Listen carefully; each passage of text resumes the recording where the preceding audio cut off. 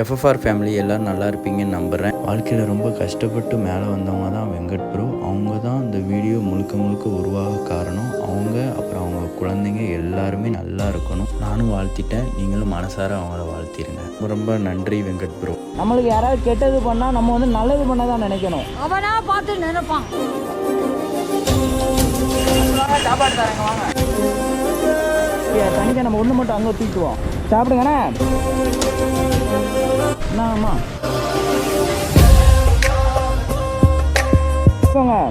சாப்பிடுங்க. சரி இறைவன் இருக்கான், அவ்வளோதான். சரி, அது நம்மளுக்கு பாட்டி உங்களுக்கு நெய்ச்சோறு, கரியானம், சாம்பார், சம்பல். ஐயா சாப்பிடுங்கண்ணே. ஐயா என்னங்க சாப்பிடுங்க. சரிலாம் சாப்பிடுங்க. தண்ணி பாட்டில் உள்ள